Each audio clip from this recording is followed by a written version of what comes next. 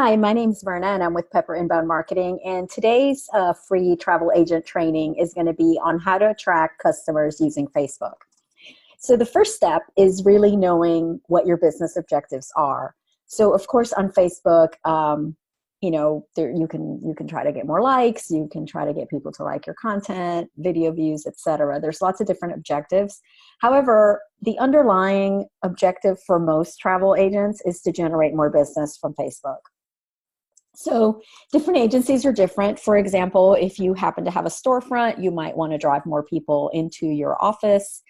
But for most travel agents, a really good goal is to get leads, to contact them, to schedule an appointment for a call or a meeting where you can talk about their trip. So we're really looking at generating leads for travel planning services and also quote requests. If you do a lot of groups, you may also want to promote your group so that you can get more group bookings, or you may just want to build awareness of your brand. So Facebook is great for all of these things. Most of the agencies, this training that I'm doing now is going to be mostly directed at agencies that want to generate more leads online. So if you're looking for more appointments with prospective clients for either by phone or in person, then this is going to be really useful to you.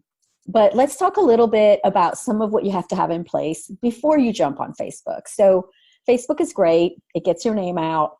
It shows beautiful travel pictures. People love it. But you have to make sure you have a good system in place to convert those potential likes and follows and shares into customers. So first you have to have an audience.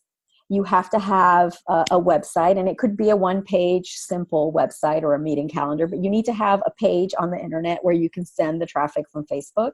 You have to have a way for converting that traffic into leads, and you have to be able to nurture those leads into customers. So I have here a picture of the traditional marketing funnel, which is basically you need to attract visitors to your website. You're going to attract them to that website page that's going to be optimized to get them to give you their name and email address, or maybe request an appointment. And then you're going to use email and phone calls and your sales process to convert them into a lead. So how do you build your Facebook audience? Because obviously that's kind of one of the building blocks of a successful Facebook marketing strategy. So it's a matter of making your page easy to find, and also making sure people know that it's there. So you have to get your page noticed. So how do we do that? On a very basic level, you need to make sure your page is completely filled out. You have images, you have accurate information, your phone number, your hours, your website. You want to make sure that someone that comes to your Facebook page is going to quickly say, oh, travel agency, and know exactly what you do.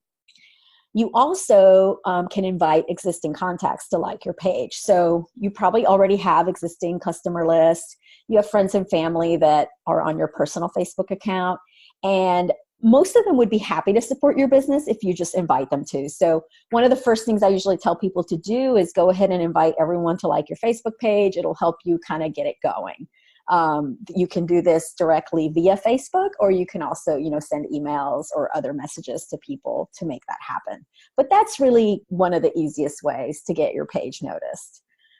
A third idea is to incorporate Facebook into all your communications. So if you send out emails, make sure there's a link to the Facebook page in every email. You can make it part of your email signature.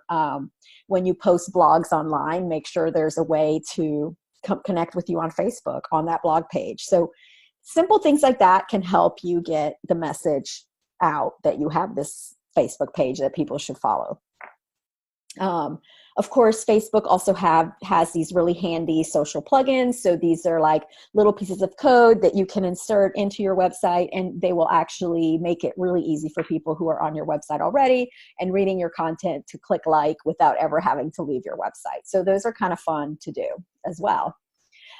Again, you have to focus on creating value with your followers and this audience that you're trying to build. So of course, in inbound marketing, we always start with a really clear understanding of who your buyer is. So if you're a luxury travel agency, you probably have an idea in your head of who your ideal client is. So we want to make sure that everything you publish is something that this person is going to want to read, it's going to entertain them, they're going to find it amusing or educational, they're going to react positively to it in some way. If you're stuck on what kind of content to create, what things would work, look at your own Facebook feed and look at the things that you notice that are really interesting. And that's a great way to get ideas. Finally, the last way you can build an audience is by basically doing a page-like ad. I don't usually recommend this at the start. I mean, it can be good if you really want to boost the number of followers on your Facebook page, but this is it's a valid way to do it. You can set an audience you can figure out who your ideal client is, and then you can create an audience of those people, and you can show them an ad that's going to encourage them to like your page. And so here's an example of one from Twix. And so this is kind of what they look like. They're really very simple ads, usually a quick video or an image. They usually ask a question, and the call to action is simply to like the page. So once you have an audience built up, you're starting to get more followers. We, of course, want to focus your followers on your lead generation. So earlier I talked about how you needed to have a lead generation strategy underlying your Facebook marketing strategy. So this is kind of where you hook them up together. So as you can see here in this diagram, the ideal way to use Facebook is as a way to drive traffic to a specific landing page on your website. So a landing page is just a web page where you're making some sort of offer. So if you're in the travel space, it may be an offer for a free travel consultation. So you have your consultation page, and so you can promote that page on email, on social, on your blog. So on Facebook, you could actually, when you post different things on Facebook, you can include a link to this landing page where people can schedule an appointment with you. Maybe it's you could have a whole different slew of landing pages designed for different purposes, but the most common for travel agents are schedule a consultation, download a sample itinerary, download a travel guide, download some sort of checklist. So these are all things that will encourage people to communicate with you, give you their email, and then you can follow up offline off of Facebook and turn them into a customer. Because that's honestly the biggest limitation of how, you have all these wonderful Facebook followers, but you have no way of really proactively staying in contact with them unless they either message you on Facebook, send you an email, or somehow get into your email list by downloading something off of your website. So that's why we have kind of this approach. So the fourth thing is, what do you actually post on Facebook? And so I'm going to spend quite a bit of time on this because this is the thing that gets the topic that I get the most questions about. So of course, if you want to attract customers, you can't just use your Facebook page as a billboard for advertisements. So if you're constantly posting sales stuff like, oh, here's a sale from Royal Caribbean, here's a sale from Four Seasons, here's a discount, if you're constantly posting sales offer, you're gonna turn off your audience. So this is what companies sound like when they only talk about what they sell. Hey everyone, come and see how good I look. And so, as you can imagine, this gets annoying after a while. So don't be Ron Burgundy. Instead, you need to use two ways to generate leads on Facebook. So there's direct and indirect. So direct is where you post something with a link to a landing page where someone can sign up to download a piece of content. So those are considered direct because you're asking people to convert. You're asking them to take an action that's going to where they're giving you something. Indirect is where you just post easy to consume content, no landing page, no form to fill out. You're just basically giving them the content for free, requiring absolutely nothing of them. So ideally you want a combination of both. Because the indirect content, you think it's not doing anything because there's no call to action button, that says, download this form. But posting the indirect content in addition to the direct content will increase the number of leads you get. So some examples. So for example, a direct post. A post for a direct offer would be something like, you know, here's a picture of a safari scene, and it says, to download a sample itinerary for a safari in Kenya, click here. The traveler clicks on the link, they go to a landing page, fill out your name and email, and you'll get a copy of the itinerary. They fill it out, they get the itinerary, you get their name and email. Now you can follow up with them and say, hey, what did you think of the itinerary? Are you interested in Africa, et cetera, et cetera, et cetera. Likewise, you could do these with itineraries, travel checklists, destination guides, such as, you know, things to do in Italy in the wintertime, magazines such as, you know, Virtuoso. If you're in the Virtuoso Consortium, they offer a magazine called Virtuoso Traveler. This makes a great offer. People love the magazine. It's amazing. And then you can get their name, their address, all sorts of information from them in exchange for giving them the magazine. So there's different things you can do for direct. But the thing it has in common is that you're directly asking them to do something. On the indirect side, these are more brand building type of posts. So these are things like travel photos, photo albums from your recent trips, blog posts that are just informational, videos that you shot of a site inspection or a cruise.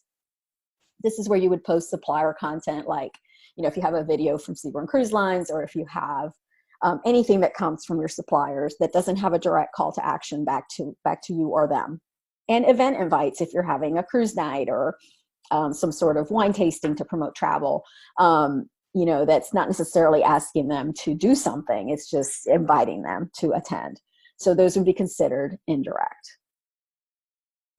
So the key is to post a variety. So a lot of times a good rule of thumb is for every direct thing that you post, you should maybe post 3 to 4 indirect. So you definitely want most of your posts to be indirect. And only once in a while do you go for that direct call to action. And, and then you have to have goals, of course, for this content. So what do you mean? So the goal is not always to make a sale. There's other goals. We consider them fluffier goals. So there are things like reach, awareness, engagement, comments, likes, shares. These are really important. And here's why. They're stepping stones to getting those leads. So when you start doing Facebook marketing, at first, it's really hard. You don't have a lot of followers. You're not getting a lot of likes. And you're fighting that temptation to, like, I need to get business. So I need these people. I need to post direct. But it actually, you will get better faster if you start posting really fun, educational, entertaining, beautiful photos, things that people are naturally going to like, where it doesn't look like you're asking them to do anything. And the more you do that, you start to build a history of engagement with Facebook. So Facebook will see that you're posting things that people like. And as a result, the algorithm will reward you by showing your content more frequently to people. Because Facebook can see that people are liking it and reacting to it in a positive way. So that's just kind of, so that's why it's important to not always, the goal of a Facebook post is not always to generate a lead. It could be to generate likes, shares, and comments. So, and that's what you need to do in the beginning, is you need to get your audience to interact. If your audience is not interacting, go back and post different content. Until you get your audience interacting, it's pointless how many calls to action, how many offers you make. Nobody's really going to be looking at them. So you need to get you need to get eyeballs on your content. And the best way to do that is to post stuff people want to see. So here's an example of a direct post. So this is from my travel agency, because in addition to doing marketing, I also have a small travel agency that I still have a few clients in, even though that's not my primary thing anymore. I'm actually doing more marketing, but I still keep the travel agency active. So at my travel agency, Rue Luxury Travel, I host groups from time to time. So this is a group cruise, Jewels of Indian Arabia and Seabourn Encore. So what I did here is I posted a direct post with a direct call to action. So we have a photo, we have a description, we have a link. If they go to the link, they can download the full itinerary, or they can request a quote, something like that. The copy is brief, but it's really just designed to kind of get people to see why they should come on this cruise or why they should click to learn more. So I'm really just trying to entice them to click. And then once they click, if they're interested, they can request a quote or not, but again, I'm really driving them to this page on my website away from Facebook to tell me if they're interested in this trip. Oops, sorry.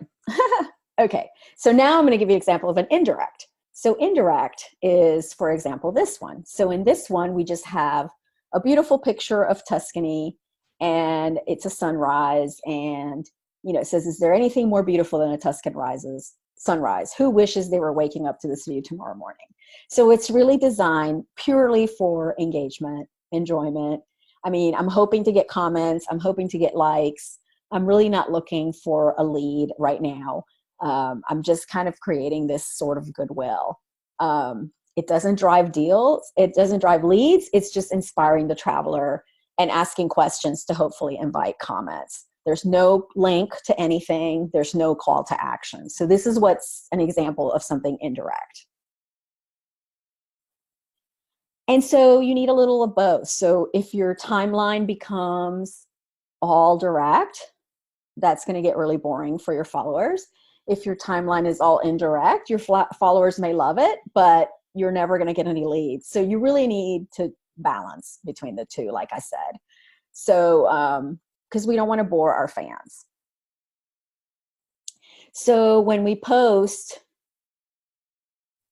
and this is from the HubSpot social media manager, who is one of the sources that I use for a lot of this training, is when they found that when they posted just strictly lead generation links on Facebook, they got a few leads. But when they started posting educational, entertaining, and then just a little bit of direct, they got way more leads. And what happens is, by posting the indirect content, you're really warming up your audience. So then when they finally see your direct content, they'll be more trusting of you and they'll be more willing to give you a shot. So let's talk about those fluffy goals again. So of course, our goal is ultimately to get leads and customers. But you should have a goal for engagement on everything you post. So for example, if you typically get 3 or 4 likes, maybe your goal is to get up to 10 likes per post. If you're already at 50 or 80, then maybe you want to get to over 100. So we start to make goals about shares and likes, and that helps us spread our message further. So the point is, and this is what I'm trying to get to here, is that the more likes, shares, and comments you get, the more likely people are to see your future posts. So by posting stuff that's really fun and that people like and that people like to share, the more you post, it's going to build goodwill with Facebook. And then you're going to get, when you do go and post your direct thing, more people are going to see it than if you just posted the direct thing. And then you can start getting your leads. So more likes, comments, and shares leads to more chances for clicks. So that's basically how that works. And it's really counterintuitive, but a lot of times the most successful things you post on Facebook are things that have nothing to do with lead generation. But because they get so much engagement and so many shares, it just spreads the message about what you do to a wider audience. And inevitably, that's going to help you grow your business more than just this one lead post that you posted. So let's examine some sample posts so you can kind of see how that works. And so I put some in from Real Luxury Travel here, who I manage the social media for. So for example, one type of post you can do is quotes with an image. These are great for travel. You can make your own, or you can just find them. But for example, this one is, a picture of the Colosseum. Better to see something once than to hear about it 1,000 times, Asian proverb. So what's the approach? What's the purpose? The purpose is to create an engagement. So I want my followers to see themselves in Rome. The goal of the post is reach. So I want people to like it, I want people to see it, and I want people to share it. The approach is an eye-catching image with an inspiring travel quote and no call to action, just reach and shares. You can also do a question as an image. So share with us, where do you want to go next? And it's just an image that says, what's next on your bucket list? So purpose of the post is to pose a question. The goal is to get comments, and it's also to just add variety to our timeline, because we don't want to be always posting us throwing stuff out there. Sometimes we want to get our audience to come back and talk to us. So posting something like this every so often can be really good. So the goal of the post is to generate comments. There's no caption, there's no URL. And you're really just letting the image do all the talking. And we want the audience to focus on answering our question. Another idea is, now this one is one with a link. So this is an image promoting an offer. So we have this offer, subscribe to Virtuoso Life for luxury travel ideas. And so, we're telling them how to get a subscription, and they have to click on the link to get the subscription. So the purpose of the post is to get them to subscribe to this really successful lead generation offer, and which is just a way to start building relationships with a prospect. The goal here is to generate leads. And of course, using an image of the magazine cover is just logical, because it's showing them kind of what they'll get, a little description of what the magazine is all about, and a URL where they can click and subscribe. So now we've talked about what to post. We've talked about the types of posts. We've talked about building an audience. So kind of laying the groundwork. So step number 5, and this is more advanced. So once you've mastered steps 1 through 4, maybe you're still not getting a lot of engagement and a lot of reach and a lot of likes. And that's natural, because Facebook keeps adjusting their algorithm, and they're a business, and so they're in it to make money as well. So they are now creating this situation where just having a Facebook page and just posting organically, it'll get you some business, but you almost have to invest in advertising to really get a lot out of your Facebook page. So there's no such thing as a free lunch on Facebook anymore. I mean, you used to be able to reach most of your fans for free. Now you can only really reach a small percentage. The percentage of fans, like say your page has 1,000 fans, on any given day, only 4, 3, 2% are actually going to see your post. So that's a huge hit. So you're spending all this time posting, but only a very tiny percentage of your fans are actually seeing what you post. So this is just something Facebook has done. We really can't do anything about it. There's a ton of competition on Facebook.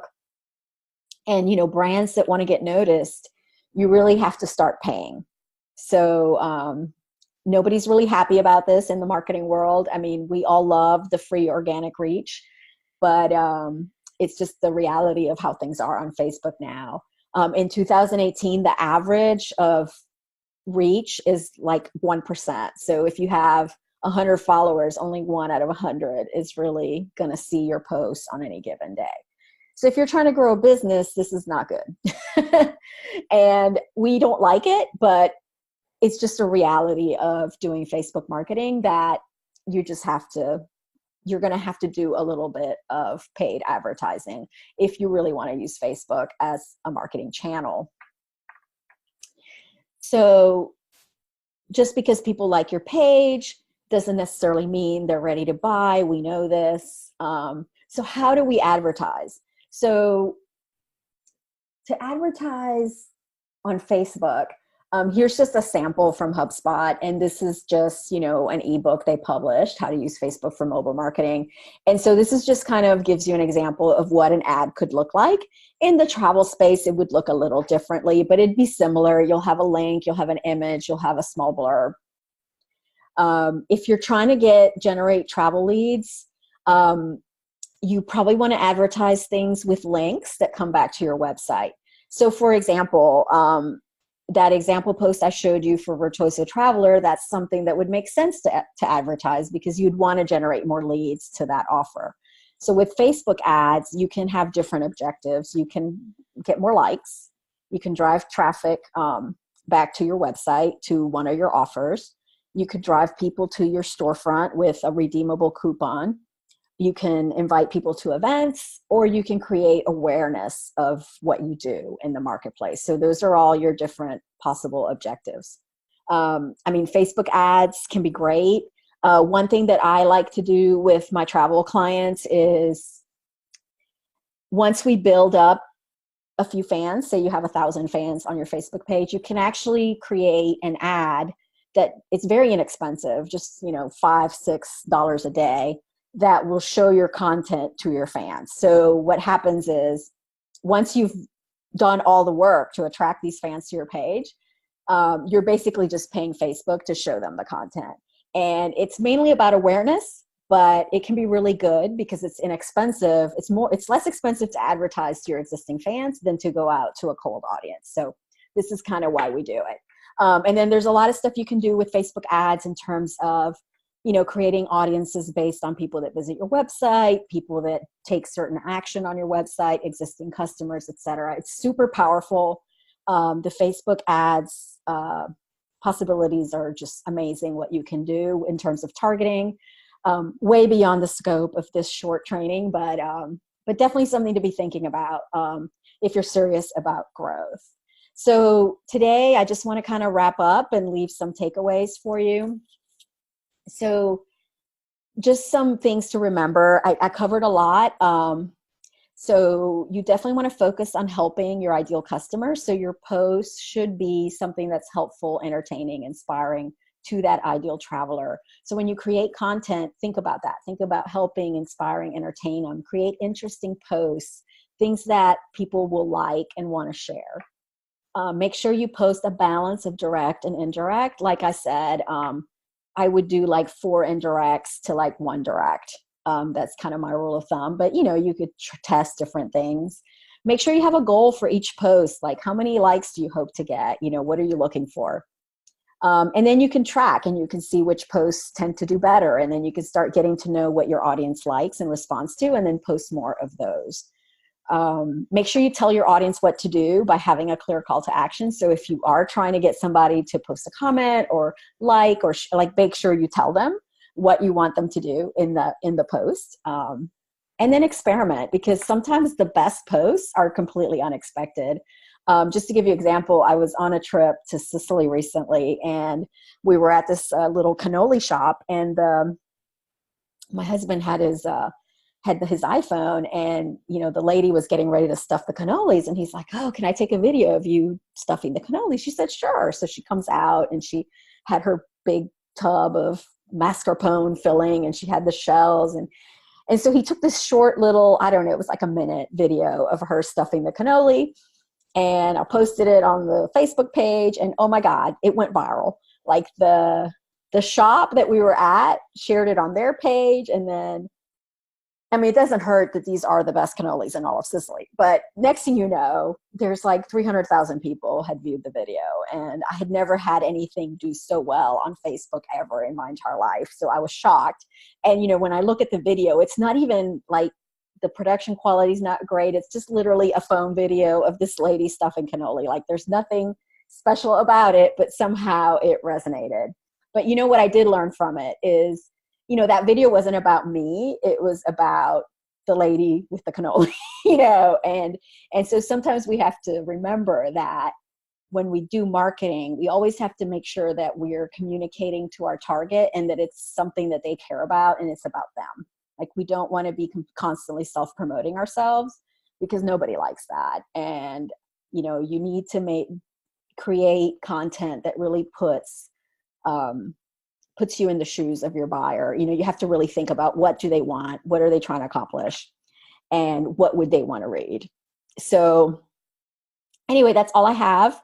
So if you want to learn more, you can actually download the full version of this presentation, which has a lot more details. It has, you know, you'll have all the examples in there with the templates of, you know, what the posts look like. And just a lot more links and resources. So if you want that, you can just click download on the button below and download it. Or you can just comment underneath the post and just say, send me the ebook, and I'll go ahead and send you the ebook. And I hope you enjoyed the training, and I'll be doing some more in the future. So be sure to like our page and follow us, and we'll be in touch soon. Thanks.